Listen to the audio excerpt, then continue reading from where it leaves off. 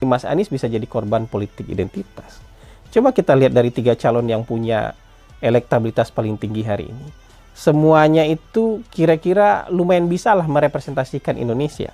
Mas Ganjar misalnya. Mas Ganjar itu walaupun orang tuanya keduanya Jawa, mertuanya Jawa, istrinya juga Jawa.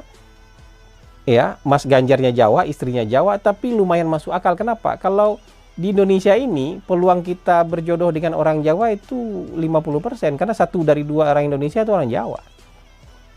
Kan gitu. Apalagi di Pulau Jawa, kalau kita nggak pernah keluar dari Pulau Jawa, mungkin 7 dari 10 orang yang kita temui itu orang Jawa. Jadi masuk akal kalau orang Jawa kemudian siapa ketemu jodoh orang Jawa. Ya.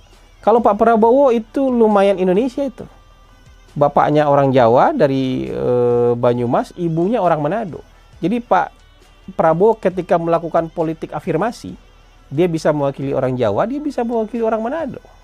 Jadi cukup besar cakupan Indonesianya gitu. Lebih dari 50% Indonesia itu. 50% lebih sedikit lah. Kalau Mas Ganjar tadi merepresentasikan orang Indonesianya sekitar 50% lah. Mas Anies, ibunya Arab, bapaknya Arab, kakeknya Arab. Mas Anies nikah dengan WNI keturunan Arab.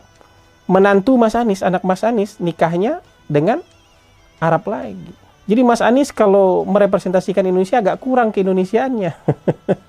Mungkin 3% Indonesia aja yang bisa direpresentasikan oleh Mas Anies kalau kita bicara politik identitas.